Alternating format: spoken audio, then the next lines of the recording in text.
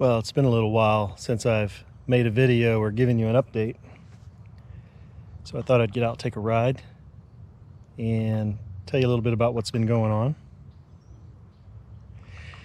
Since getting back from doing the ride out west in Arizona, I've had some knee pain on the left side. It happened during that time. I think I kind of developed some tendonitis. Largely, I believe it was from not really stretching my hamstrings and calves enough. So as a result, I've really been kind of working to rehab that and taking a little bit of a break.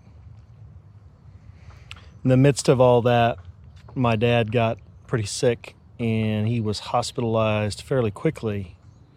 And it wasn't COVID related, contrary to many of the things that have been going on over the last year or so.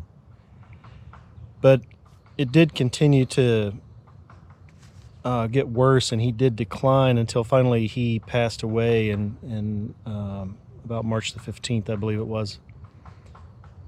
And so that kind of took the wind out of my sails a little bit too. So I've been busy trying to help my mom with some estate planning stuff and so forth. So anyhow, today is my first time back on the bike since Arizona. And it feels pretty good. I have been rehabbing the leg and the knee, the left leg, left knee area for about 20 days in a row now. This is finishing my third week.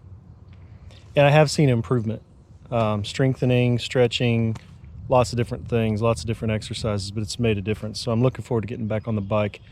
Just wanted to let you know that I haven't disappeared, that I am still trying to get back out on the bike now. I can't blame the weather because the weather's been pretty good. I can only blame myself. So I've taken a little break, but today back out riding and just on the Bear Creek Trail today and enjoying a nice 70-degree day and just relaxing a little bit. So thanks for hanging in there with me.